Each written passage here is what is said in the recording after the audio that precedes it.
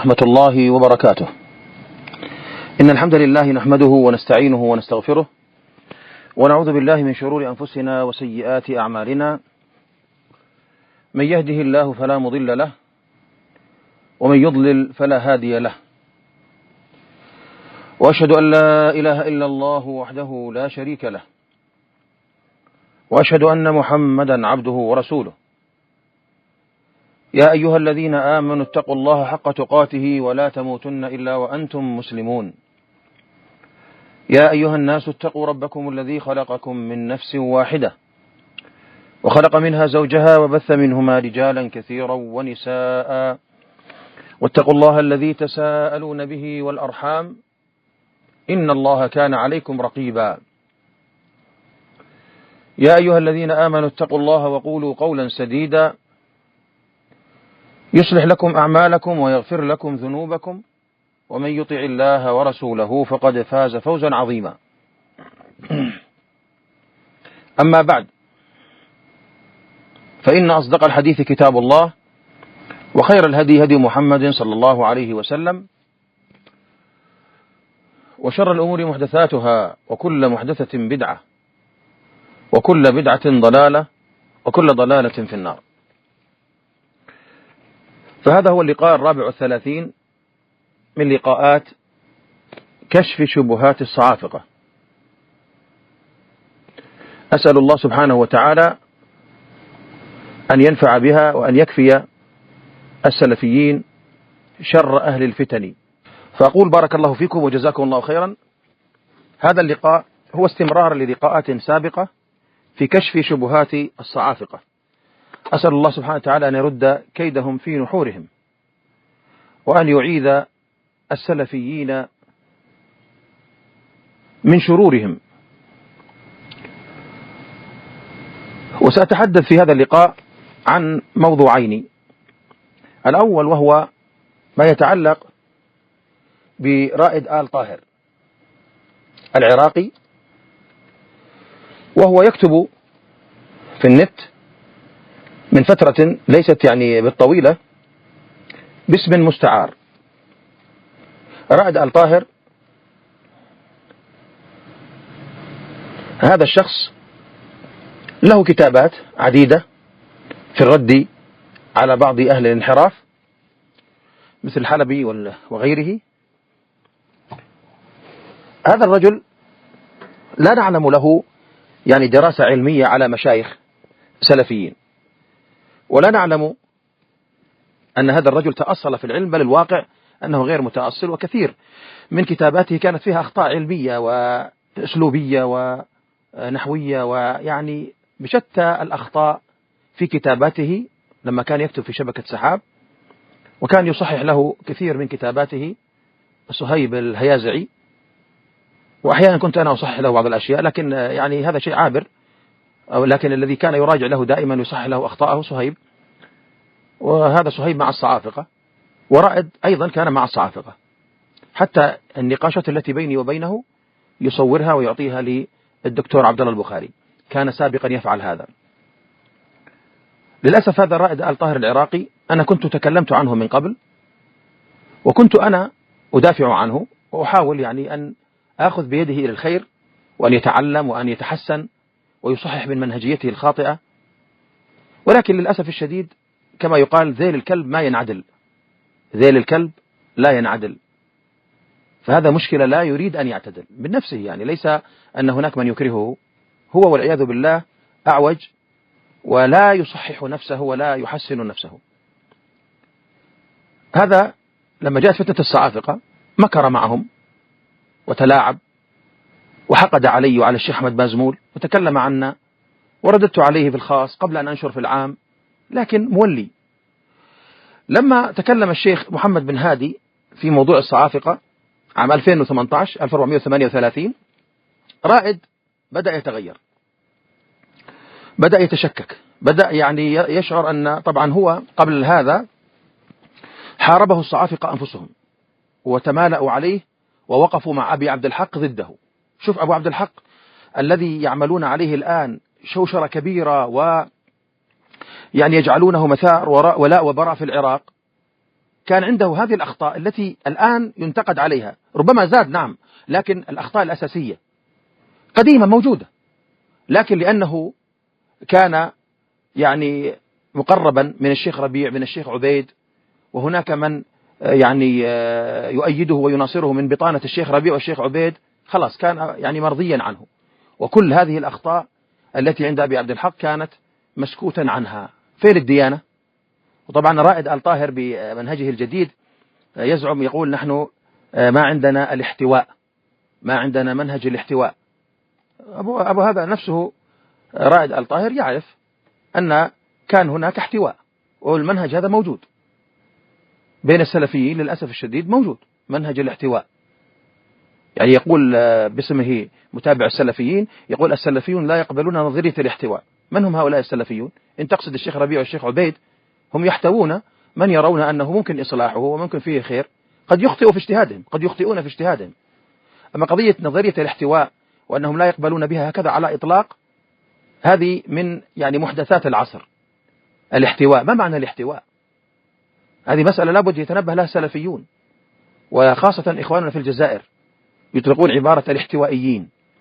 نعم، الاحتوائيين صار عرفا سائدا بمعنى الاحتوائيين بباطل، لكن أصل التعبير فيه نظر، لأن قضية الاحتواء يعني أن نحتوي أخانا السلفي بدل أن يفر إلى أهل البدع وأن ننفره من السلفية، نحاول أن نحتويه بأن نوضح له ونتألفه.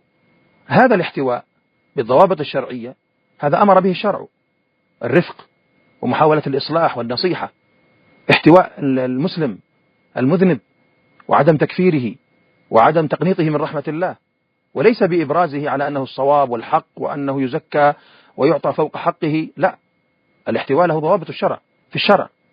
فقضية الاحتواء التي يلمز بها هؤلاء جماعة من يسمون بالإصلاح، مجلة الإصلاح، وهم الصعافقة في الجزائر، هؤلاء عندهم معنى الاحتواء يعني التمييع، يعني أنهم يحتوون أهل الباطل مع إصرارهم على باطلهم، بل هم أصلا أهل الباطل، يعني المحتوين والمحتوون. فقضية نظرية الاحتواء أن السلفيين لا يقبلون بها، هذا التعبير غير صحيح وغير دقيق إلا بالتوضيح والتفصيل. طبعا الرائد لا يفهم هذا الكلام، ممكن بعد كلمتي هذه يبدأ هو يفصل وينبه، لأنه هكذا يتلقف الكلام من هنا وهنا، العلم من بعض المشايخ، ثم يبدأ يعني كأنه هو صاحب هذا العلم، وكأنه هو صاحب هذا التنبيه، وكأنه هو الذكي. هذه طبيعته في كثير من الأخطاء التي يرتكبها والتأصيلات الفاسدة التي يؤصلها. هو يأخذ الصواب من كلام من يرد عليه من أهل العلم، ثم يبدأ يتفلسف كأنه هو صاحب هذه المقالات، حتى تعرف أن هذا الرجل غير مؤصل. هذا الرجل غير مؤصل، هذا الرجل يهرف بما لا يعرف، هذا الرجل عنده تعالم شديد، ويتكلم في النوازل بكلام قبيح ووقح، وسأبين لكم هذا إن شاء الله تعالى. لكن المقصود هنا أن أبا عبد الحق كان الشيخ ربيع والشيخ عبيد ومن حولهما في وقت سابق قبل عدة سنوات يحتوونه رغم أخطائه الظاهرة، وكان أبو عبد الحق يعتذر عن بعضها ويبرر بعضها ويقبل وينصح، كان يحتوى. وفي بداية فتنة الصعافقة أبو عبد الحق مال إلى الصعافقة، وكان ومن معه يحذرون مني، وكذلك يحذرون من رائد آل طاهر، ويصفونه بالحدادية، خاصة بعد استيلاء داعش على بلدة العلم وعلى منطقة صلاح الدين، وفرار كثير من السلفيين أو الذين ينتسبون إلى السلفية إلى بلاد الأكراد. فهنا أبو عبد الحق أكرمهم، هؤلاء الذين معه ويوافقونه، حتى منهم سعد جماعة الرضوانية والحبانية وجماعة فلان وعلان، ومنهم أبو معاذ حسن أبو معاذ والشلة هذه اللي صاروا أكثرهم صعافقة. الأكراد أكرموهم، ومنهم أبو عبد الحق، ويعني توسط لهم عند الأمن وساعدهم مساعدة رهيبة جدا، وهم اعترفوا بهذا، لكن الآن لا ندري هل يعترفون أم يجحدون. فأبو عبد الحق ساندهم، لكن في نفس الوقت حارب رائد ومن الذين مع رائد، هذا موجود يعني. فأبو عبد الحق عمل حسنة في أولئك وعمل إساءة في جانب رائد وهؤلاء بسبب الخلافات هذه الموجودة. فكان الرائد يعني منسوبا في ذلك الوقت، يعني الكلام هذا عام ممكن 2014 2015 2016 تقريبا، يعني 1435 36 أوائل 37، في ظني هذا يعني بعد احتلال داعش للموصل. طبعا احتلال داعش للموصل كان في 2014، والأكراد جلوا، هؤلاء جلوا عند الأكراد في آخر 2014، يعني أواخر 35 و36 وعام 36. المهم أن رائد الطاهر كان يبكي من هؤلاء ويشتكي في بداية الفتنة، وكان يتظاهر أنه يعني ليس صعفوقا ويتواصل معي، وكذلك صهيب. المهم هؤلاء يعني أبو عبد الحق احتووه، ومنهم طباخ الفتن ومن معه احتووا أبا عبد الحق. وحصلت مشكلة إن لم تخن الذاكرة عام 37 بين أبي عبد الحق، أو ليس بين أبي عبد الحق، بين بعض أتباع، بين الرضوانية، أتباع الرضوانية اللي هم جماعة سعد النايف وهؤلاء صعافقة، وبين رائد. صارت مشكلة وصاروا يردون عليه، وهؤلاء جماعة الرضوانية مقربون عند الشيخ عبيد جدا، وشخص عراقي في مكة كان يأتي إلى الشيخ ربيع وهو مقرب من الشيخ ربيع، تجتمع مع أتباع سعد النايف ضد رائد، فحرشوا الشيخ عبيدا والشيخ ربيعا على رائد، ثم نجحوا وكتبوا مقالات في شبكة سحاب القطرية طعنا في رائد وتحذيرا منه، ومقالات رائد يحذفونها. أنا في ذلك الوقت مع علمي بأن رائد أخطأ في حقي وأنه عنده شيء من الصعفقة في ذلك الوقت، فمع ذلك لم أرضى بالظلم عليه من باب الإنصاف، ليس من باب أنني أتواطأ معه وأنه نصرني، ما نصرني ضدي، لكن من باب العدل رأيت أنهم بغوا عليه. هكذا السلف، يعني حتى تعرف الفرق بيني وبينهم. أنا ألزم نفسي بالعدل مع صديقي ومع خصمي، لأن هذا الدين ما هو لعب. للأسف هذا الشيء يعني فعلته في رائد وأحسنت إليه، والشيخ ربيع تدخل، وكذلك طالب كاظم العزاوي تدخل مع الشيخ عبيد، فسكتوا عن رائد ولملموا الموضوع. شوف كيف يعني فتنة الصعافقة هذه عجيبة. رائد آل طاهر لما تصعفق في البداية زكاها الشيخ عبيد وأثنوا عليه، لما رائد خيب ظنهم مع أبي عبد الحق الذي هم يحتوونه قلبوا عليه المشايخ، والشيخ عبيد اللي زكاه قال لا أعرفه. طبعا أنا لا أطعن في الشيخ عبيد، أنا لا أتكلم هنا طعن في الشيخ عبيد أبدا، له مني كل الاحترام، أنا أتكلم عن التحريش الذي يفعله هؤلاء العراقيون الفتانون، أنهم أفسدوا ما بين الشيخ عبيد وبين رائد بعد أن كان يعني أثنوا عليه عند الشيخ عبيد، والشيخ عبيد أثنى على رائد في ذلك الوقت في بداية فتنة الصعافقة عام ممكن 36 2015. فبعد أن يعني أصلحت أنا في الأمر سكتوا عن رائد وانتهت القضية. طيب انتهت القضية على ماذا؟ رائد صار مسكوتا عنه مبتعدا عنه، أبو عبد الحق مقرب ومحتوى من قبل بطانة الشيخ ربيع والشيخ عبيد. طيب ماذا بعد ذلك؟ وعام 38 لما كنت في ليبيا في زيارتي لليبيا، زار الشيخ ربيع، زار بيت الشيخ ربيع مجموعة من الإخوة من الكويت اللي هم مجموعة النهج الواضح، ومعهم أبو عبد الحق يحتوونه بالحق، طبعا بما يعتقد، أنا أتكلم احتواء بالحق، هذا ليس احتواء بدعي، بما يرون أنه نصرة للمنهج السلفي، ليس لأخطاء فلان أو علان. فهم أرادوا احتواء أبا عبد الحق وإرشاده للصواب وأنه يعني يكون على الخير، فدخلوا معه عند الشيخ ربيع. وهذا كان في وقت بدأ الصعافقة يحرشون ويقلبون الشيخ ربيع علي، هذا الكلام وأنا في ليبيا في آخر شهر 4 عربي، يعني آخر شهر 1 إفرنجي يناير 2018، شهر 4 1438. يعني الشيخ ربيع كان صدره ضائقا مني بسبب تحريشات الصعافقة وأنا في ليبيا. هنا في هذا الوقت دخل مشايخ الكويت والشيخ عادل منصور ومجموعة ومعهم أبو عبد الحق.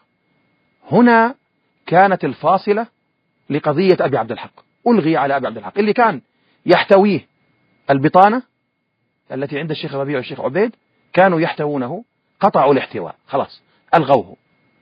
رائد مسكوت عنه، أبو عبد الحق تم شطبه، ليس تم شطبه فقط، المؤاخذات السابقة رفعت حتى أنه رمي وقذف في عرضه، رمي بالزنا، وتم تبديعه بين عشية وضحاها.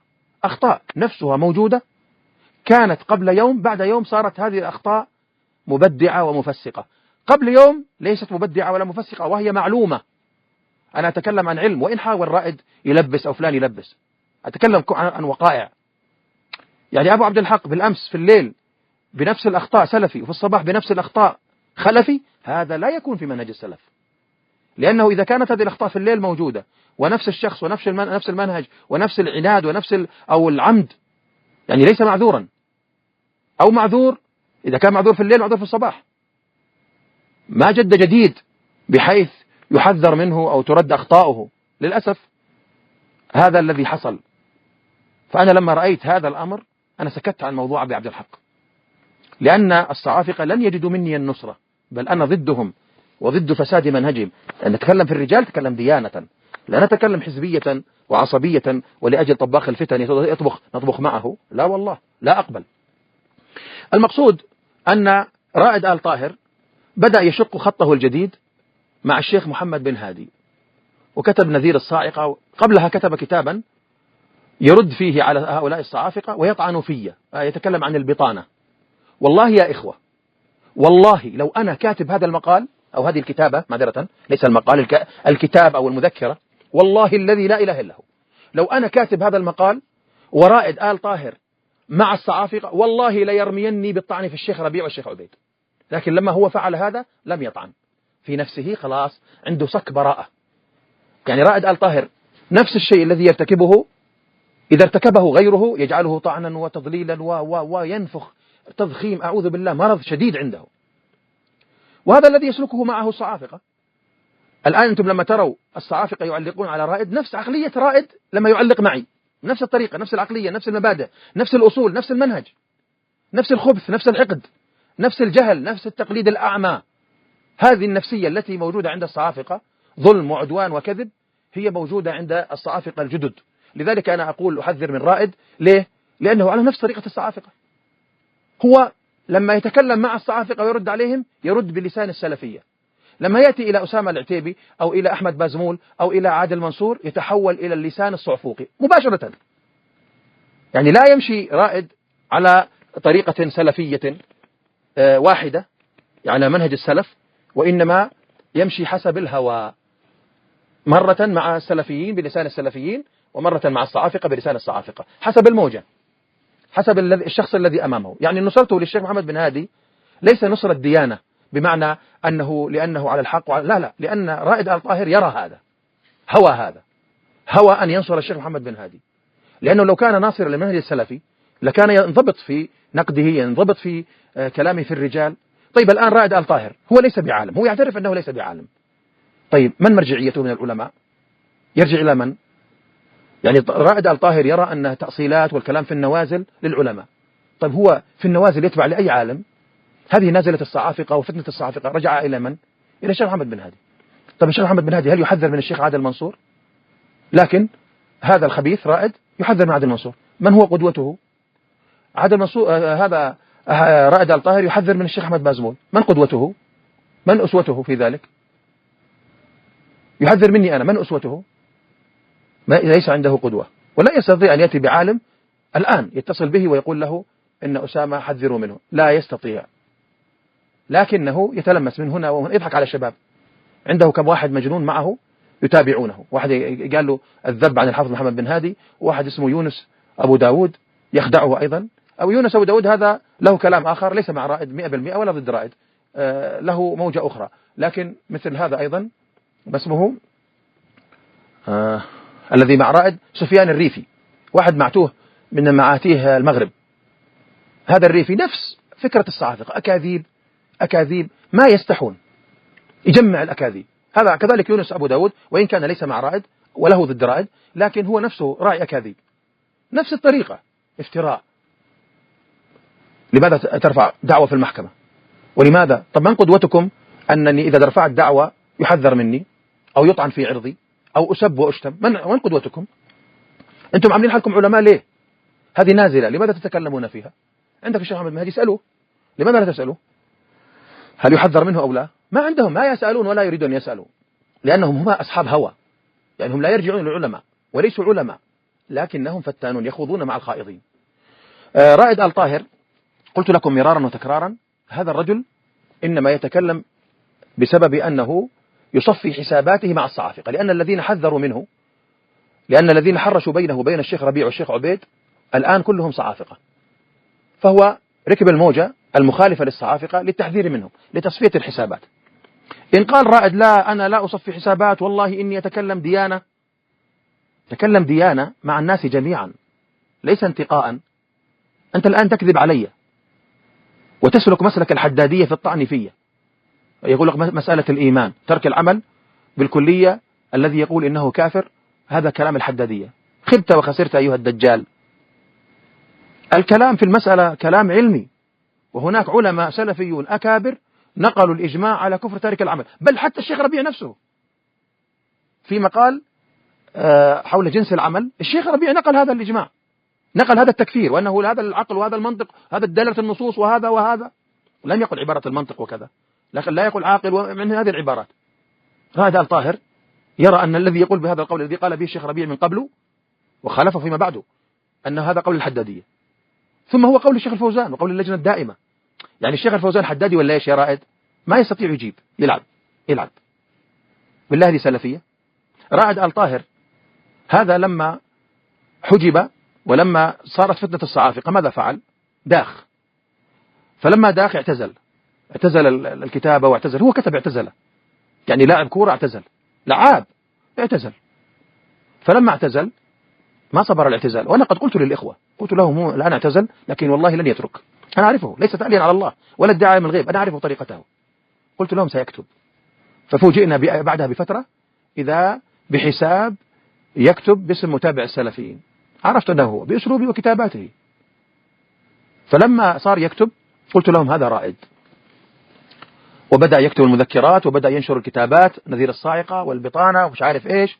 قلت لهم هذا رائد آل طاهر، وأحلفت أيمانا، وأنا ما أعلم الغيب لكن أعرف أسلوبه، أعرف عقله، أعرف فهمه، أعرف حقارته، أعرف حقده علي. فهو لما كتب أنا كشفت هذا كله، حتى بعض الإخوة تعجبوا فسألوا من حول الشيخ محمد بن هادي وأكدوا 100% أنه رائد. أنا أتكلم عن علم، لا أتكلم عن شكوك وأوهام، أنا أتكلم عن معرفة. هو رائد آل طاهر معروف ويعرفه من حول الشيخ محمد بن هادي. فالرجل معروف الذي يكتب متابع السلفيين هذا رائد آل طاهر، صار يكتب باسم مستعار. أين الرجول؟ أين الرجولة يا رائد؟ أين الشجاعة؟ يعني لماذا لم تأتك الشجاعة لأن تكتب باسمك؟ ما المشكلة إذا كتبت باسمك في الرد على الصعافقة؟ ما المشكلة؟ يعني تخاف؟ لكن أسامة عطية ما تخاف منه، أحمد بازمون ما تخاف منه.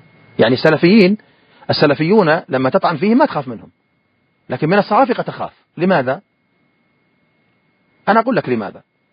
لأنك تعلم في قرارة نفسك أننا أهل صدق وأهل عدل ولا نريد أذيتك، وتعرف أن الصعافقة أهل خبث مثلك وسيسعون لأذيتك. أنت تعلم هذا في قرارة نفسك، لكنك تكابر. والله يا رائد أنك تعلم أني على الحق، أنا أقول لكم عن صدق. رائد يعلم كثير من الأمور التي نبهته عليها سابقا الآن هو يكتشفها، وما زال أشياء لم يكتشفها بعد. أنا أعرف منه وأعلم منه بمنهج الصعافقة وبحال الصعافقة وبمؤامرة الصعافقة، لكن خبيث لا يريد الاعتراف بالحق لأهله، عنده حقد وحسد والعياذ بالله. هذا متابع السلفيين الذي هو رائد آل طاهر إيش كتب؟ قال هذا الكلام يدل على أمور. إيش اللي هو هذا الكلام؟ نشر مصورة واحدة لفواز المدخلي. فواز المدخلي كاتب خلافات وانشقاقات وصراعات وتصدعات في صفوف المصافقة، فما كان لله يبقى ويتصل وما كان لغير الله يفنى وينفصل، فخذوا العبرة من هذه المواقف، وكما قال مشايخهم الوقف جزء من العلاج. طبعا هو أنا ما أدري لعله يشير إلى ما علقته من الرد على رائد آل طاهر، لأنه كتب صور كتابتي رائد العراقي ليس أهلا لتقييم الرجال إلى آخره، وكلام رائد مثلك عني يقول عني كذاب وساقط ولعاب، يعني سبات وشتمات كلها منطبقة على رائد للأسف الشديد. فبعد تصويره لهذا إيش قال؟ هذا الكلام يعني الذي نقله فواز يدل على أمور. واحد أننا لا نتفق مع أسامة عطايا لا في طريقته ولا في طعوناته، ولم نسكت عنه بل نحذر منه ولا ننصح به حتى يرجع عن أخطائه. هذا رائد آل طاهر. من أنت حتى تقول نحن نتفق يعني أنت جماعة مين؟ أنت عصابة، نعرف أن عندكم عصابة، وأنت يعني بهذا تثبت أنكم مافيا. من أنتم الذين لا تتفقون معي في طريقتي؟ وما هي طريقتي؟ ما هي طريقتي يا رائد؟ طريقتي الحمد لله طريقة السلف في تأصيل المسائل، في الرد على الباطل. هات مخالفة واحدة في الطريقة، ما عندك إلا الجهل والضلال. قال ولا في طعوناته. كيف أنت لا توافق في طعوناته لأهل البدع ولأهل الانحراف وللصعافقة وأنت تطعن مثلها وأشد؟ كيف لا توافقني في طعوناتي في من؟ ما هي الطعونات التي يعني كلامه كلام إجمال، كلام أهل الباطل، ما ليس كلام السلف. يعني كيف يقال إنني لا، أنا مثلا أقول إني لا أتفق مع رائد في طعوناته؟ هذا كلام خاطئ، أنا لا أقول هذا. لماذا؟ لأن رائد آل طاهر يطعن بحق وبباطل، فما طعن بحق فأنا معه، وما طعن بباطل فأنا لا أوافقه. هذا منهج السلف. لكن يقول أنا لا نتفق مع أسامة عطايا في طعوناته، إيش الكلام الفارغ هذا؟ طبعا هو يقول أنا أقصد في طعوناته التي أخطأ فيها. طب أنت ليس فقط معي، حتى الشيخ ربيع لا توافقه في طعوناته التي أخطأ فيها. ما الفرق بين أسامة عطايا والشيخ ربيع في هذا، أو الشيخ عبيد أو الشيخ العباد؟ كل شخص لا توافقه في طعوناته الباطلة، لكن عبارة خاطئة. ولا في طريقتي. ما هي الطريقة التي أنا أخطأت فيها؟ بسم الله، تفضل هات الأدلة. ما عنده شيء، كذب ودجل. ثم قال ولم نسكت عنه. ما شاء الله، من أنتم؟ بل نحذر منه، ومن يقبل تحذيرك إلا مثلك صعفوق. قال ولا ننصح به، ومن يرجع إليك أصلا في تزكية الرجال؟ قال حتى يرجع عن أخطائه. ما هي هذه الأخطاء؟ هل تحذيري من الصعافقة قبل أن تعرف هؤلاء الصعافقة هذا خطأ؟ هل ردي على خطأ الشيخ عبيد أو الشيخ ربيع أو أي عالم بالعلم وبالأدلة هذا خطأ؟ ما هو الخطأ الذي عندي؟ هكذا فلسفة وإجمالات. طبعا هو سيأتي إلى مسائل هو مخطئ فيها ويجعلها خطأ لي أنا، كعادة كما يفعل الخوارج. الخوارج جاءوا إلى علي رضي الله عنه واخترعوا له خطأ، وهو أنه يحكم الرجال، وهذا تحكيم الرجال كفر، ويجب أن يتوب من هذا الكفر. معنى تحكيم الرجال الذي فعله علي رضي الله عنه دل عليه القرآن الكريم والسنة النبوية، ففعل علي حق.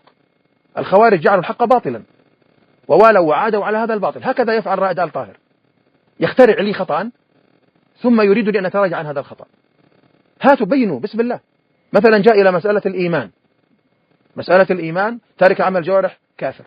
أنا أعتقد هذا حقا وصدقا ولا أتزحزح شعر عنه، وهذا كلام أكابر العلماء، ومنهم الشيخ فوزان، ومنهم اللجنة الدائمة، منهم الشيخ أحمد النجبي، منهم الشيخ زيد المدخلي، مشايخ ما شاء الله من علماء السنة. وبالنسبة للإخوة الجزائريين وغيرهم ممن يتابعون بعض المشايخ أيضا الشيخ رسلان يقرر هذا. إيش المشكلة؟ ما المشكلة عندك أنني أنا أقول أجمعوا على كفر تارك الصلاة، أجمعوا على كفر تارك العمل؟ ما المشكلة؟ شيخنا ابن عثيمين نقل الإجماع على كفر تارك الصلاة، وقبله نقله ابن القيم، وقبله نقله غير واحد. سواء كان هذا النقل خاطئا أم مصيبا، نحن لا نحقق الآن في مسألة هل الإجماع صحيح أو لا، لكن منقول ومن علماء فطاحل كبار. فهل الذي ينقل الإجماع حتى لو كان مخطئا يكون مخطئا يجب أن يرجع عن خطئه؟ إيش الكلام الفارغ هذا؟ هذا رائد آل طاهر، هذه عقليته، هذه الأخطاء التي عنده. يعتقد بدعة من البدع أو انحرافا من الانحرافات أن هذا هو منهج السلف، كما كان الخوارج يفعلون مع علي رضي الله عنه، مع الصحابة الكرام رضي الله عنهم. هذه هي عقلية رائد. جاءوا إلى لقاء مع لي في قناة الحدث في ليبيا واخترعوا لي خطأ أن يقول أنا أشعري. تبا لكم ما أوقحكم وما أخبثكم. أشعري؟ كلامي واضح مثل الشمس. أنا أقول على منهج السلف، وأعتقد أن أبا الحسن الأشعري تاب من منهج الكلابية ورجع إلى منهج السلف، وأثنى عليه غير واحد من أهل السنة وقالوا إنه تاب ورجع إلى عقيدة السلف. أنا أتكلم عن عقيدة السلف، لا أنتسب إلى الأشعري، وأبين للناس أن هؤلاء الأشاعرة الذين في عصرنا الحاضر هم مخالفون لشيخهم. هم يقولون نحن نتبع الأشعري، والأشعري قرر مذهب السلف في الصفات، إذن هم مخالفون للأشعري. هذا الذي أنا قلته حتى أبين لهؤلاء الذين ينتسبون إلى الأشاعرة أبين أنهم مخالفون لمنهج السلف. هذا الذي يعني أنا فعلته، هذا الذي أنا بينته. فانظروا إلى رائد آل طاهر، وقبله أبو مصعب الحثالة ومن معه من الحثالة، من حثالة الميليشاوية في ليبيا، هذا هو الذي قرروه. ماذا قرروا؟ أن هذا الكلام يعني انتساب إلى مذهب الأشاعرة. جهال ضلال لا يفهمون كيفية الدعوة إلى الله وكيف تعليم الناس وكيف الأسلوب للدعوة والتعليم. يعني أعوذ بالله منهم ومن شرهم. ناس يعني همهم الفتن وهمهم زرع الخزي بين الناس وتقوية الميليشيات على السلفيين كما يفعلون في ليبيا. هذا الأمر هو حالهم، هذا هو حال الحثالة ومن معه، ميليشاوية ضد الجيش ومع الأتراك والعياذ بالله. المهم لا نخوض في هذا الأمر، ليس وقته الآن هذا. فرائد آل طاهر ما هي الأخطاء؟ يخترع الأخطاء بمثل هذه الطريقة، المكر والكيد والتلبيس. عند الواقع ليس عنده شيء. إن كنت رجلا بين، لكن المشكلة إذا بين لبس. وقد رددت على أخطائه وضلالاته وانحرافاته في أكثر من مقال. رجل ملبس درجة أولى للأسف الشديد والعياذ بالله. ثم قال 2 بيان كذب الصعافقة الذين ينسبون أسامة عطايا لنا. والله يا رائد أنا بريء منك. لماذا؟ لأنك صعفوق، والذي ينسب إليك أسامة عطايا هذا ظالم لنفسه كذاب. أنا لست على طريقتك الصعفوقية، أنا ضدك وضد الصعافقة كلهم، أنا مع السلف فقط، مع المنهج السلفي. ثم قال هل للصعافقة موقف صريح من هاني بن بريك كموقفنا هذا من أسامة عطايا؟ موقفك من أسامة عطايا هو نفس موقف الصعافقة من الشيخ محمد بن هادي ومن الشيخ أحمد بازمول ومن الشيخ عادل منصور ومن مشايخ الكويت. موقفك لا تحسد عليه، موقفك مما يساء إليك به وهو من أسباب جرحك وذمك. وأما الصعافقة وموقفه من هاني بن بريك سيأتي الكلام عنه في النقطة الثانية إن شاء الله تعالى. ثم قال تعليقا على هذا الكلام، قال السلفيون لا يقبلون نظرية الاحتواء. طبعا هذه العبارة خاطئة بإطلاق وتحتاج إلى تقييد وإلى توضيح، وقد سبق الإشارة إلى هذا. ثم قال ولهذا ينكرون الأخطاء ويحذرون من المخطئ إن أصر وعاند. نعم نحن ننكر الأخطاء ونحذر منك يا رائد لأنك معاند وتصر على الباطل ولا تريد أن تتراجع، وقد بينت جملة من أخطائك الآن في هذا اللقاء، ولكنك تعاند وتصر وتكابر غرور أعوذ بالله. ثم قال ولو حاول المخطئ الانضواء تحت جماعتهم أو تستر بالوقوف معهم، يعني أنهم يحذرون منه. من هم هؤلاء؟ السلفيون الصادقون، ليسوا الصعافقة ولا أمثالك. أنت تحتوي من هم على شاكلتك من الصعافقة الجدد وتتستر عليهم. أنا أعرفك وأعرف منهجك يا رائد. أصحابك هل هم سلفيون؟ حتى مهما تلوثوا عندك تدافع عنهم. لماذا؟ لأنك معهم في الهوى سوا كما يقال. طيب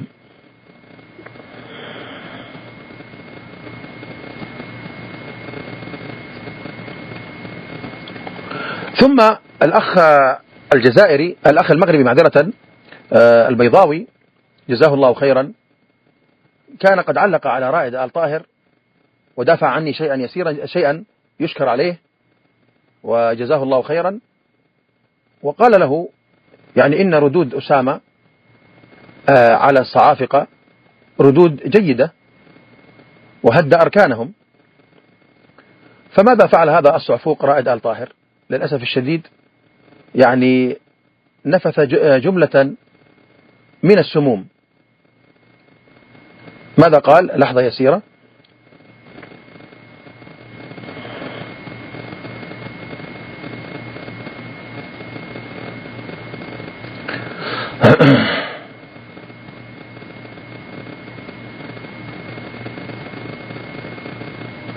الأخ أبو سعيد البيضاوي يعني طالب رائد آل طاهر بأن يبين الأخطاء التي عند هؤلاء المشايخ الذين ذكر أسماءهم، فرائد عجز عن هذا إلا بالتلبيس، فرددت عليه فغضب وحضر اسمي، وأنا الحمد لله لا يضرني أن يحضرني هذا المنحرف، فهو لا يضر إلا نفسه.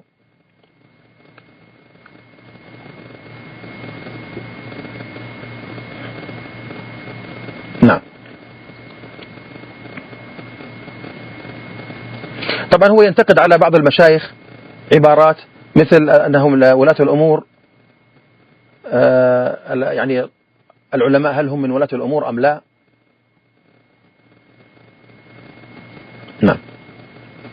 يعني يأخذ مؤاخذات هي ليست مؤاخذات، يعني وإن كانوا مخطئين في هذا الاختيار لكن لهم سلف في ذلك. يعني مشكلة رائد آل طاهر يأتي إلى قول معتبر عند العلماء ويجعله مثلبة وموجبا للطعن. سبحان الله، ما أدري إيش هذا العقل الفاسد الذي عند هذا الرجل، يعني إجرام غريب عنده. طيب، سأعود إلى كلام رائد آل طاهر. ماذا قال؟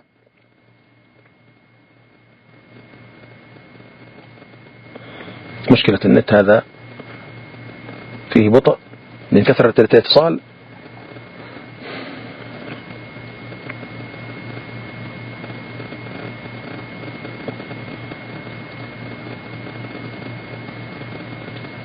قال له الأخ أبو سعد: فكل من خالف الصعافقة وتنبه لمكرهم طعنوا فيه وسعوا في إسقاطه ولو كان عالما، فكيف بمن بين طوامهم وخصص الحلقات وكتب الردود؟ الشيخ الدكتور أسامة العتيبي معروف ولا نزكيه على الله، هد أركان الصعافقة، وله الفضل بعد الله عز وجل جل وعلا في توضيح أمور عدة للشباب وبشجاعة قل نظيرها وفقه الله. هذا الكلام طبعا أغضب رائد آل طاهر الحسود الحقود. ماذا قال؟ لم يهد أركانهم بل ردوده هزيلة وتنطبق عليه تماما، وهو في الطرف الآخر.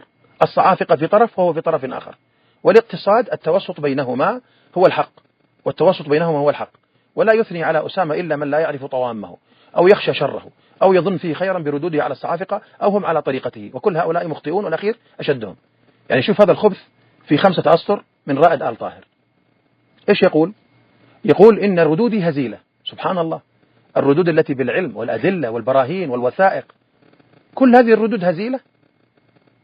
ردودي المؤصلة علميا والتي أثنى عليها أهل العلم وزكوها ونصحوا بها، حتى كثير منها قرئ على الشيخ محمد بن هادي حفظه الله وأثنى عليها، والشيخ الأزهر أثنى عليها، والشيخ عبد الجليل الجمعة أثنى أيضا، كل هؤلاء، والشيخ عبد الرحمن محي الدين، والشيخ محمد عبد الوهاب العقيل، كل هؤلاء يفهمون ورائد يفهم، ما شاء الله. يعني شوف كيف الغرور، شوفوا كيف يعني الصعفقة، حتى يعرف هؤلاء السفهاء الذين مع رائد آل طاهر أنهم مع سفيه من السفهاء، ليسوا مع طالب علم، مع رجل مجرم يكذب عليهم. ثم قال: ولا يثني على أسامة إلا من لا يعرف طوامه. يعني العلماء الذين يثنون عليه كل هؤلاء لا يعرفون هذه الأمور أو يخشون شري، جبناء يعني ما شاء الله، ويدارونني. يعني يزكيني الشيخ محمد بن هادي أثنى علي بعض الأشياء وشكرني في أمور، لا أقول تزكية عاب، ما حتى لا يجي يقول له زكى ولا ما زكى، ما يهمني زكاني فلان علان، إنما يزكي المرأة عمله. زكاني الشيخ محمد بن عبد الوهاب العقيل، زكاني الشيخ عبد الرحمن محي الدين، من أيضا؟ هناك كثير من المشايخ زكوني، تزكياتهم مكتوبة ومنشورة. إيش تريد؟ كل هؤلاء تقدح في تزكيتهم ليش؟ لماذا يعني؟ إيش الحسد والحقد هذا الذي عندك؟ لماذا لا تكون مع العلماء؟ لماذا لا تسلك سبيل الرشد؟ لماذا تصر على الغي؟ لماذا هذا الغرور يا رائد؟ ماذا ينفعك يا رائد؟ اتق الله، كن سلفيا صادقا. وهؤلاء الذين معه الإماعات توبوا إلى الله، الجأوا إلى الله، ارجعوا إليه، اتركوكم من هذا المعتوه رائد آل طاهر. فأنا أحذر من الصعافقة كما أحذر من الصعافقة الجدد. بعض الإخوة يغترون بردود هؤلاء على الصعافقة، يقولون هؤلاء مثل هذا رائد آل طاهر الذب عن الحافظ محمد بن هادي، ومثل هذا الذي يسمي نفسه يونس أبو داود صاحب قناة الرد على المخالف، ومجموعة من هنا وهناك من المعاتيه، هؤلاء يردون على الصعافقة، يقولون لي: لماذا تحذر منهم؟ أقول: أيها الإخوة، نحن لماذا نحذر من الصعافقة؟ نحذر من الصعافقة لمخالفتهم المنهج السلفي، ولأن طريقتهم فيها التحريش والكذب والافتراء. نحن نحذر منهم بسبب أخطائهم الظاهرة. فلما يأتي شخص يزعم أنه ضد الصعافقة ثم يسلك نفس السبيل، اليوم لو أنكم رأيتم حسابي على تويتر، رددت على شخص جزائري اسمه يونس أبو داود، يونس أبو داود. انظروا إلى هذا الرجل حتى تعرفوا عقلية هؤلاء. يونس ماذا قال لي؟ قال: الإشكال فيك يا أسامة. انظروا كيف قلت الأدب حتى تعرفوا أن هؤلاء ما حذرت منهم من فراغ. يا إخوة، اعقلوا، اعرفوا حقائق الناس. هذا انظروا سيء الأدب، قليل الأدب. ايش يكتب؟ الإشكال فيك يا أسامة أنك تحذر من كل شخص يتكلم فيك. من كل شخص يتكلم فيك أو ينتقد مجرد الانتقاد تصفه بالصعفوق وأين الورع. يقول وهذا واقع، فقد حذرت من أشخاص ووصفتهم بالصعافقة الجدد وهم بعيدون كل البعد عنها لما نقلوا بعض تحذير المشايخ منك، وهذا من التسرع ويعد طيشا، فتنبه بارك الله فيك. ما شاء الله. هذا مين؟ يونس أبو داود. مين هذا يونس أبو داود؟ هذا يونس أبو داود مين؟ هذا عالم طالب علم؟ مين هذا؟ مجرد نكرة من النكرات وعامي من العوام. طيب عامي تحب السلفية، تأدب يا قليل الأدب، تعلم يا جاهل، لا تتفلسف. هذه العينات الرويبضات، هذه العينات المتعالمة، هذه التي هي أنا أتكلم عنها. يعني شخص جاهل قليل الأدب يجي يكتب هذا الكلام، ويا ليته صدقة لكنت له شاكرا حتى مع جهله. إيش قلت له؟ شوف، أنا صبرت في البداية، ما تعاملت معه بخشونة، حاولت يعني أني أبين له. قلت له ومن ينتقد الشيخ ربيعا، أنا أجيب لكم العبارة من أولها، لكن طبعا معذرة أنا قلت له ترفقت، لا أنا أعطيته شوية معذرة وصحح العبارة. قلت له تعليقك هذا هو الطيش بعينه. أنا أتكلم عن التعليق. فالتحذير من الشيخ السلفي بالظلم والكذب والعدوان حرام، سواء أسامة، عادل منصور، أحمد بازمول، الشيخ الأزهر، الشيخ جمعة، الشيخ ربيع، الشيخ عبيد. يا إخوة منهج واحد، إحنا عندنا منهج سلفي. الطعن في السلفي سواء كان عالما أو طالب علم أو حتى عامي سلفي بالظلم والكذب والعدوان حرام. لماذا؟ ليس لأنه شيخ. يعني الآن هذول الجهلة يقولون لي أنت تساوي نفسك بالشيخ ربيع. إيش دخل المساواة هنا؟ إيش دخل المساواة؟ إيش دخل المنزلة العلمية هنا؟ يعني عرض الشيخ ربيع حرام وعرضي حلال؟ من أي دين أنت تتكلم؟ بأي دين؟ دين الإسلام يمنع الكلام في الأعراض بدون حق. أي شخص ليس ليلزم أن يكون مساويا في المنزلة. قلت له فالتحذير من الشيخ السلفي بالظلم والكذب والعدوان حرام، وفاعله مرتكب كبيرة ويستحق التحذير منه بسبب أنه ارتكب كبيرة، وهذا ليس خاصا بي، ولو زعمت أنه خاص بي فهذا كذب صريح. فمن يطعن في شيخ سلفي مثل المشايخ جمعة أو بازمول أو عادل منصور أو رزيق فأنا أحذر منه. شوف، يعني أنا لم أقصر القضية في شخصي. هذا الشخص يونس كذب علي وجعل أن مدار الأمر على نفسي، هكذا هم يكذبون ليبرروا باطلهم، وهذا يعني مكيدة من مكائد الصعافقة. كثير من الشباب للأسف لا يفهمونها. فقلت له أنا ليس هذا خاصا بي، بل أي شيخ سلفي، بل حتى لو والله عامي يأتي شخص ويفتري عليه أنا أحذر منه إذا لم يتب. قلت له فلا تكرر كلام الصعافقة. ثم قلت له ومن ينتقد الشيخ ربيعا أو الشيخ محمد بن هادي أو غيرهما بحق وبالطريقة السلفية فهذا لا أحذر منه ولا أصفه بالصعفوق. يعني هو يقول لي هذا يونس الله يهديه، يقول لي أنت إذا واحد نقدك ولو بالحق تحذر منه. قلت له والله لو حتى نقد الشيخ ربيع والشيخ عبيد أو الشيخ محمد بن هادي وغيره نقدهم بعلم وبالطريقة السلفية أنا لا أحذر منه ولا أقول عنه صعفوق. فمن باب أولى أن لا أحذر من شخص نقدني بعلم وبأدب. فقلت فكيف سأحذر ممن ينتقدني بالحق وبالطريقة السلفية؟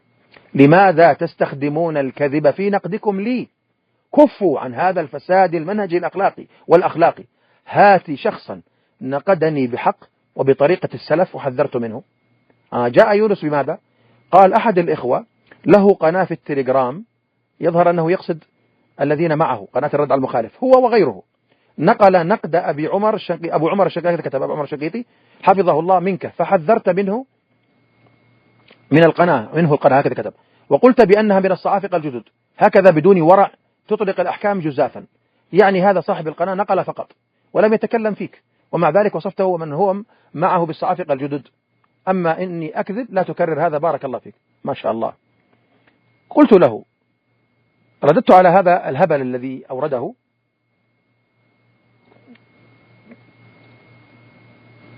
قلت هل من منهج السلف المبادرة لنشر التحريش والكلام الفاسد بين السلفيين، أم هو من منهج الصعافقة؟ قبلها قلت له وهل كان نقد أبي عمر الشنقيطي نقدا بالحق وعلى طريقة السلف؟ ثم من هو أبو عمر الشنقيطي حتى ينقل كلامه للطعن في شيخ سلفي؟ وأنا أسألك، لو كانت الصوتية الشنقيطي تتعلق بالطعن في الشيخ فركوس أو الشيخ جمعة، هل يستحق التحذير والوصف بالصعفقة أم لا؟ طبعا أنا قد تصافيت مع الأخ أبي عمر الشنقيطي ونحن سمن على عسل. أنا أتكلم عن ذي قبل. هل رد علي يونس على هذا الكلام؟ هل رد؟ إيش رد؟ قال نعم، هو نقد علمي مبين. ما شاء الله، يونس يقيم النقد، ذكر أمورا تعلقت بك صحيحة، والله ليست صحيحة.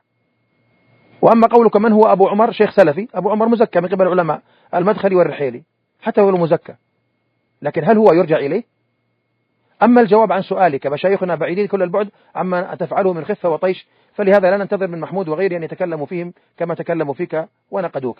أنا لما رأيت هذا عرفت أن هذا الرجل فاسد، وقلت وقد تحمل صاحب هذه القناة وزر كل من استمع للصوتية ممن يتابعون القناة. إنكم لا تدركون خطورة نشر الباطل وخطورة نشر الوقيعة في المشايخ السلفيين. ثم هل من منهج السلف المبادرة لنشر التحريش والكلام الفاسد بين السلفيين؟ يعني الآن لو في صوتية بين الشيخ جمعة والشيخ فركوس تنشرها خلاص يا قليل الحياة؟ خلاص تبادر لنشر المشاكل بين المشايخ السلفيين؟ يا قليل الحياة، يا قليل الأدب، انشروا العلم، اتركوا من المشاكل بين المشايخ السلفيين. إذا في نقد علمي بالدليل لا بأس، لكن نقده خطأ، وقد رددت عليه الحمد لله بصوتية ومكتوبة، وهو قد زارني في البيت وتصافينا. إيش تريد يا خبيث؟ المهم قلت له لقد ضربت يا يونس مثالا يؤكد صحة ما أنا عليه ويؤكد عدم معرفتك بمنهج الصعافقة. هذه عينة من عينات الصعافقة الجدد الذي هو يونس أبو داود، ومثله كثير جهال، بعضهم ممكن عمره 17 سنة ولا 15 سنة ولا حتى 20 سنة ولا حتى 40 سنة ولا حتى 60 سنة، جهال عوام ويتكلمون بغير بينة ولا برهان ويكذبون كذب كذب كذب. يعني ما وجدتم إلا الكذب لتنقلوه. يقول لك رد علمي ما شاء الله، ويتكلم عن المحكمة الشرعية. إيش دخلك أنت؟ إيش دخلك في المحكمة؟ ما علاقتك؟ ثم جاء راجل يحرش وذكر الشيخ جمعة والشيخ عبد الهادي والشيخ ناصر زكري، رددت عليه قلت الشيخ جمعة شيخ جليل ولكن خطأ يرد، والشيخ ناصر زكري صديقي، وأما الشيخ عبد الهادي أخطأ ورددت عليه خطأه بما يستحقه جزاء وفاقا. هذه أمور يعني علمية لا تفهمونها أيها الصعافقة الجدد. كيف تنجو من الصعفقة الجديدة؟ أن تتوب وتسلك المنهج السلفي وتبتعد عن هؤلاء المخبطين الذين مثل رائد الطاهر ومثل هؤلاء الصغار. ابتعد عنهم، خليك مع المشايخ السلفيين. يعني أنتم يا أهل الجزائر ليش تتركوا الشيخ فركوس والشيخ جمعة وغيرهما من المشايخ السلفيين المعروفين وتتبعون مثلا هذا الصعفوق رائد؟ ليش؟ إيش السبب؟ لماذا تتركون مشاورة العلماء والرجوع إليهم وترجعون لرائد، ولا ترجعون لهؤلاء الصغار، أو حتى لأبي عمر الشنقيطي ولا لغيره؟ لماذا ترجعون إليهم تتركون العلماء؟ هذا لأنكم تحبون الفتن، تحبون الظلم والعدوان. بهذا القدر أكتفي، وأسأل الله سبحانه وتعالى أن يكفينا شر هؤلاء الفتانين رائد الطاهر ومن معه وجميع أشكال هؤلاء الصعافقة. الموضوع الثاني وهو موضوع تعليق عبد الإله الرفاعي على كلام الشيخ خالد عثمان.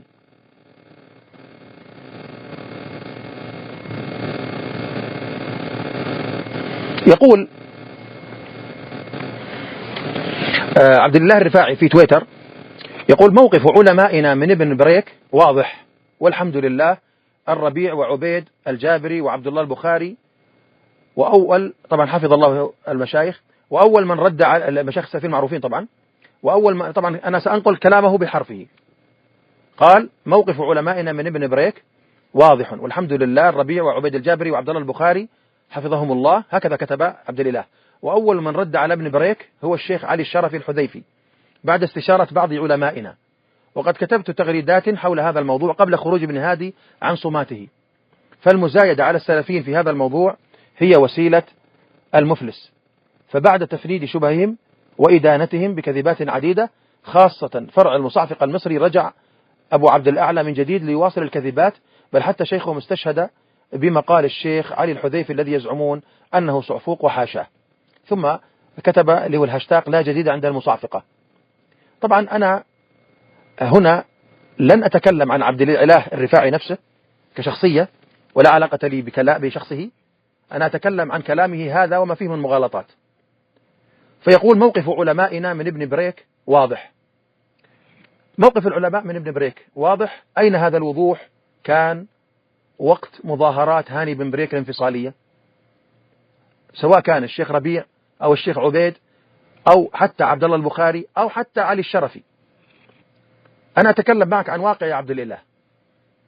لما خرج هاني بن بريك، لما أصدر الرئيس اليمني عبد ربه منصور هادي قرارا بفصل هاني بن بريك وإحالته للتحقيق، وعزل عيدروس الزبيدي، فقاموا هؤلاء بعصيان ولي أمرهم وكونوا مجلسا انتقاليا انفصاليا وأعلنوا خروجهم عن سلطة هادي، وتكتلوا وعملوا مظاهرات. هذه المظاهرات موجودة بالصوت والصورة. لما حصلت هذه المظاهرات، أنا أسامة ابن عطايا العتيبي كتبت منشورا في الرد على هاني. أين كلامكم هنا؟ أين موقف العلماء من هاني بن بريك لما أعلن الانفصال وخرج إلى منهج الخوارج؟ أين الموقف يا عبد الإله؟ أول موقف حصل من المشايخ موقف الشيخ عبيد بعد موقفي أنا. حتى الشيخ محمد بن هادي كان ساكتا، والشيخ عبيد ذهب إليه أبو أسامة الكوري وقال وسأله، والشيخ عبيد رد على هاني بن بريك وقال: صاحب منهج خبيث، وحذر منه. لما نشرت هذه الصوتية، ماذا حصل من هؤلاء؟ تعرف، واحد من مشايخك اتصل على الكوري يلومه على هذه الصوتية، يلومه على موقف الشيخ عبيد من هاني بن بريك. كيف تقول لي واضح؟ موقفكم واضح. أين الموقف الواضح؟ يا أخي لابد أن نكون واضحين. يعني ما أدري لماذا نلجأ إلى مثل هذه الأمور. يعني الوضوح هو منهج السلف، لماذا لا نكون واضحين يا عبد الله؟ الشيخ عبيد تكلم، لكن لما تكلم ماذا حصل؟ يعني شيخ من مشايخك أنكر على الكوري فعله، صح ولا لا؟ أنت تعرف هذا تماما. بعدين إيش صار؟ الشيخ عبيد تراجع وقال هذه أمور سياسية، وتراجع وقال إنه تسرع. أنا لا أطعن في الشيخ عبيد ولا أتكلم فيه، أنا أحكي ما قاله الشيخ عبيد حفظه الله. أين الموقف الواضح؟ الشيخ عبيد حفظه الله رد على هاني وحذر منه، وهذا أول موقف للعلماء الكبار في من هاني بن بريك. أنا سبقته ليس لأني سابق، لأن منهج السلف معروف في الخروج على ولي الأمر، يعرفه حتى صغار طلبة العلم. مع ذلك الشيخ عبيد بعد أن حذر تراجع، وتراجعه موجود بالصوت، وأنت تعلمه يا عبد الله. وعلي الشرفي لا تسمع له ركزا، بل جاء الحسيني بعد هذا وقال إنه زار الشيخ ربيعا والشيخ عبيدا والشيخ محمد بن هادي وعبد الله البخاري، وكلهم يرون السكوت ومش عارف إيش. أنت تعلم أين الوضوح؟ حتى الشيخ محمد بن هادي ما كان يدري. الشيخ محمد بن هادي لم يكن عنده الأمر واضحا رغم أنه واضح عند السلفيين. يعني كان الشيخ محمد بن هادي في ذلك الوقت ما زال الصعافقة حوله، وما زالوا يحسنون له فعل هاني بن بريك. فالشيخ محمد بن هادي لم يؤيد هاني، لكن كان ساكتا. حتى أن بعض الإخوة الذين هم ملازمون للشيخ محمد بن هادي كلمني وقال لي: يا شيخ أسامة، أحسن نسكت في مثل هذه الأمور. قلت: كيف نسكت؟ هذا منهج سلف، الذي فعله هاني بن بريك هذا منهج الخوارج، لا بد أن نحذر منه، سواء حذر منه الشيخ فلان ولا ما حذر منه، هذا دين، هذا منهج سلفي واضح نتكلم فيه. هذه هي حقيقة. تقول لي صماته ما صماته؟ لا تربط لي الموضوع بالشيخ محمد بن هادي، اربط لي الموضوع بالمنهج السلفي. لا تربط بنفسك ولا بالشيخ ربيع ولا بالشيخ عبيد، اربطوا بالكتاب والسنة، اربطوا بمنهج السلف، لأن هو الميزان. كيف نعرف الشيخ ربيع أخطأ؟ إذا ربطنا الناس بالكتاب والسنة. أما إذا ربطنا الحق بالمشايخ فقط فلان وعلان، صار يتناقض الحق، مرة صح مرة باطل، مرة يقول مرة يتراجع. أنا لا أقصد هنا الشيخ فلان، أقصد أي شيخ. فلا تقول لي علي شرفي ومع فلان، غير صحيح، غير صحيح. كان هناك تلبيس، كان هناك محاولة لاحتواء هاني بن بريك رغم خروجه. ثم جاء في النت تهنئة من هاني بن بريك في عيد الوطني أو في عيد الكريسماس في أظن رأس السنة 2019. هنا الشيخ عبيد حفظه الله صار له قول ثالث، وهو ماذا؟ إنه هلك في السياسة. هاني بن بريك قال هلك في السياسة. يعني الآن الشيخ عبيد حفظه الله المرة الأولى قال صاحب عن هاني بن بريك صاحب منهج خبيث، المرة الثانية تراجع وقال هذه سياسة، والمرة الثالثة قال إنه هلك في السياسة. طيب أين موقف عبد الله البخاري يا عبد الإله الواضح؟ أين هو؟ الشيخ عبيد سمعنا الصوتية الأولى وسمعنا الصوتية الثانية وسمعنا الصوتية الثالثة، وكل هذه الصوتيات تجمع مع بعض ليس فيها الوضوح الذي تدعي. الشيخ عبيد الشيخ محمد بن هادي معذرة عبد الله البخاري أين كلامه في هاني بن بريك إلى هذه اللحظة؟ أين صوتيته؟ أين كتابته الصريحة؟ أين وصفه لهاني بن بريك بأنه خارجي أو مبتدع أو ضال منحرف؟ وين؟ أنا دلني، لماذا لا تدلني؟ لماذا لا تدلوني على هذه الأمور؟ أين كلام عبد الله البخاري في هؤلاء في هاني بن بريك؟ ما رأيته أنا إلى هذه اللحظة، ما رأيت. ممكن إذا كان مرة قال أنه أخطأ ونحن نخالفه كلام، أين توصيفه الدقيق؟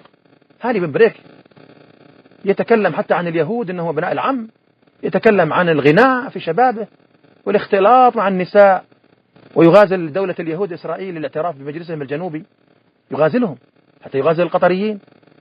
هاني بن بريك عنده أشياء عجيبة. فهاني بن بريك تطور، ونحن نريدكم مع هذا التطور أن تبينوا حقيقته للشباب المغترين به. ماذا تنتظرون؟ ثم ما هو موقف الشيخ ربيع؟ حتى الشيخ ربيع موقفه الذي تقول إنه واضح ما عرفناه إلا بعد نقل صالح البكري له. صالح البكري عنده انحراف، وقد نبهت على انحرافه عدة مرات. هذا صالح البكري هو الذي أول من نقل عن الشيخ ربيع أنه يحذر من هاني بن بريك ويطعن فيه. أين الوضوح؟ أين نقلكم؟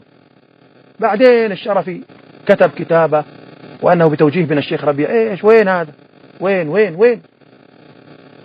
وصلاح كنتوش في المجموعات يقول نحن مع هاني بن بريك وننصحه، معنا مجموعات. يا رجل وين الوضوح؟ موقفكم مثلا من محمد الإمام واضح، أنتم موقفكم من الشيخ محمد بن هادي واضح، موقفكم من أسامة عطايا، من أتكلم عن موقف من تعرف من المشايخ واضح. ليش موقفكم من هاني بن بريك يتسم بالغموض وعلى استحياء؟ ما السبب؟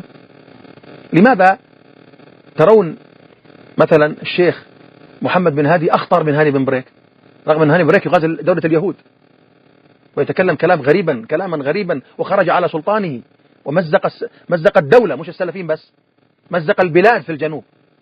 لماذا لا تحذرون منه التحذير الواضح الصريح؟ يجيب لي علي الشرفي وأنه استشار بعض العلماء، تقول لي قبل خروج بن هادي من صماته. الشيخ محمد بن هادي كان في بداية الأمر يحسن الظن ويصبر ويظن الأمر في سياسة والدول ودول وساكت، بعدين تبين له أن هذا كلام فيه مبالغة وأنه من تخيلات الصعافقة، فرد عليه وحذر منه، وصار موقف الشيخ محمد بن هادي من أوضح المواقف. لكن تعال إلى من ما زال يطعن في الشيخ محمد بن هادي، ما هو موقفه من هاني بن بريك؟ كل يوم جديد. من الذي كل يوم يحذر من هاني بن بريك إذا جد جديد؟ السلفيون. لكن خصوم الشيخ محمد بن هادي وخصوم السلفيين من هؤلاء الذين نحن نسميهم الصعافقة، ما هو موقفهم من هاني بن بريك؟ لا يكادون يذكرونه، إلا إذا مثل الشيخ خالد عثمان تكلم بكلام حق ورد على هذا الباطل. فلما يلمز الصعافقة يخرج من يدافع عن نفسه ويقول نحن موقفنا من هاني بن بريك كذا وكذا. لماذا ردود أفعال؟ لماذا لا تنكرون؟ لماذا لا تبينوا الحق؟ فتنتم الناس في موضوع محمد الإمام. يا شيخ الأمور تطورت، ليس هذا. فتنتم الناس الأمة بأن الشيخ محمد بن هادي سلفي ولا مش سلفي، مبتدع ولا غير مبتدع. فتنتم الناس بالمشايخ السلفيين. أما عند هاني بن بريك لا تقبلون أي نقد بحقه، تقولوا نحن تكلمنا وخلاص. لا، ما هو خلاص، ليس من طريقتنا ولا طريقتكم خلاص، بل من طريقة السلف هو الاستمرار في التحذير من المبطل ما دام أن شره موجود نحذر منه. خلاص ما انتهى، خلاص الإخوانيين انتهينا منه، لكن نحذر منهم دائما. الرافضة انتهينا منهم، نحذر منهم دائما. كلما جد جديد، كلما حصل شيء يحتاج إلى تذكير الناس بهذا الباطل. لذلك هاني بن بريك لماذا أنتم لا تجددون التحذيرات مع وجود موجبها؟ هذا السؤال الذي ينبغي تجيبوا عنه. فتقول فالمزايدة على السلفيين في هذا الموضوع وسيلة مفلس. لا والله ليست مزايدة، والسلفيون موقفهم واضح من هاني بن بريك، ليس موقف على استحياء نذكر لك علي الشرفي. مين هذا علي الشرفي؟ يعني أنا حتى أعرف موقف الشيخ ربيع أو الشيخ عبيد أو الشيخ محمد بن هادي أو أي عالم سلفي أحتاج إلى أن أنظر موقف علي الشرفي؟ إيش هالهبل هذا؟ لا نحتاج موقف علي الشرفي. لا، أنا لا أقول أنك أنت تقول بهذا، لكن أنا أقول لا نحتاج موقف علي الشرفي. أنت تحتج بعلي الشرفي، نحن لا نحتاج به إليه. علي الشرفي هذا صفوق كبير ومن الخبثة، وهذا يسبني ويسب غيري ويتهمني باتهامات باطلة، فدفاعك عنه مردود. يقول عبد الله فبعد تفنيد شبههم، أنت ما فندت ولا شبهة، كلامك هذا هو شبهة قد رددت عليه، ليس فيها أي تفنيد شبهة. قال وإدانتهم بكذبات عديدة خاصة فرع المصعفق المصري رجع. شوف، السلفيون لا يكذبون، والصعافقة أشد الناس كذبا وزورا، وأنا عندي أدلة كثيرة على كذب الصعافقة. لا تقول لي إدانتهم بكذبات عديدة، الصعافقة أس الكذب. السلفيون لا يكذبون. نعم قد يهم الشيخ ربيع قد يهم، الشيخ عبيد قد يهم، أنا قد أهم، فلا يكون الواهم كذابا. الشيخ أبو عبد الأعلى كلامه حق، قد يكون عنده وهم في أشياء أو شيء، لكن لا، ليس من صفة السلفي أنه يكذب. والشيخ أبو عبد الأعلى تكلم بالأدلة والبراهين، عندك بين أن كلامه غير صحيح. أنت ما ذكرت شيئا هنا، قلت موقف واضح. وين الموقف الواضح؟ ما جئت به، جئت لي بعلي الشرفي، وأنا جئتك بالتفاصيل التي لا تستطيع أن تنكرها. والله أتحداك، لأن كل شيء موثق. هات لي موقف للدكتور عبد الله البخاري من هاني بن بريك لما خرج في المظاهرات، أعطيني فين، في أي كتب، أين كتبه، أين صوتيته؟ لا تقول لي مجلس خاص، هذا أمر عام. أين تحذيره من هاني بن بريك الآن أين حكمه على هاني بن بريك الجديد بسبب أفعاله الجديدة؟ أرني بس، تفضل، بسم الله. بل أنت في حسابك أين إنكارك على هاني بن بريك؟ أرني، جزاك الله خير. يقول بل حتى شيخهم يعني الشيخ محمد بن هادي استشهد بمقال الشيخ علي الحذيفي الذي يزعمون أنه صفوق وحاشاه. كون الشيخ محمد بن هادي استشهد بكلام علي الحذيفي إن كان لأجل الإلزام فهذا حق، أما إن كان أنه يعني يعتبره شيخا قبل أن ينكشف أمر الصعافقة لدى الشيخ محمد بن هادي فممكن أيضا. أما بعد أن اكتشف الشيخ محمد بن هادي حال هؤلاء الكذبة، حال هؤلاء اللصوص، حال هؤلاء الفسدة الذين هم منهم علي الحذيفي، علي الشرفي اليماني العدني، فاستشهاده في الشيخ محمد بن هادي لعله لأمر يعني لأجل أن يبين أن العالم قد استنكر كلام هاني، ومع ذلك ما زالوا يزكونه. وأنت يا عبد الله بعض من ينتسبون إلى الشيخ ربيع المدخلي من أقاربه كتب تغريدات يؤيد هاني بن بريك، هل أنكرتم عليه في السر ولا في العلن؟ أنكروا عليه جزاكم الله خير. كونوا من أهل الأمر بالمعروف والنهي عن المنكر، كونوا سلفيين صادقين.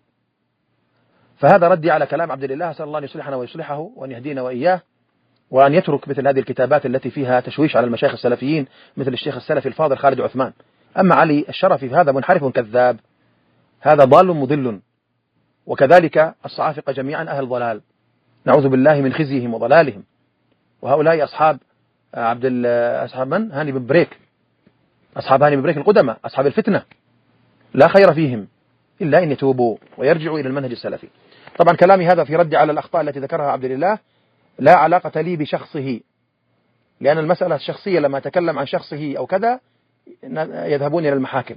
أنا لا أريد أفتح نفسي على نفسي بابا إلى المحاكم بسبب أنني أرد خطأ المخطئ. أنا ردت خطأ المخطئ، وشخصك يا عبد الله ما لي علاقة به. أسأل الله أن سبحانه وتعالى أن يهديك، وبيننا وبينك موعد عند الله، بيننا وبينك موعد عند الله يقتص فيه للمظلوم من الظالم، لنا موعد. وأنا لن أنسى ما فعله بي أهل الشر وبطانة السوء، وإني والله أدعو عليهم، لا يأتي في بال هؤلاء في سجدة في فريضة أو نافلة إلا دعوت عليهم أن يمحقهم الله وأن يبتليهم. هؤلاء الصعافقة جروا الفتن في العالم، أفسدوا الدعوة، لكن الحمد لله دين الله منصور، والمنهج السلفي الحمد لله قائم. ولن تضروا إلا أنفسكم أيها الصعافقة.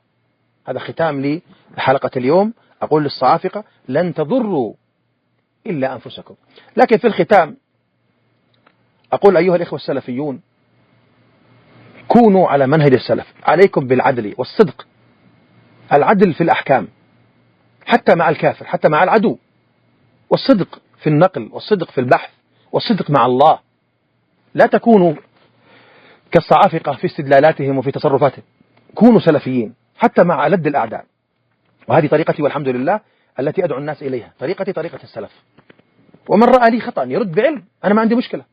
يعني مثلا اسم الله النور، بعض العلماء لا يرى أنه من أسماء الله، وأنا أرى أنه خطأ أن يقال ليس من أسماء الله، لكن لا أشنع، لا أبدع، لا أضلل من يقول بهذا. حتى لو قال لي أنت أخطأت والصواب كذا، يعني أقول له أنت أخطأت، أرد عليه فقط، ما أحقد عليه ولا أزعل عليه.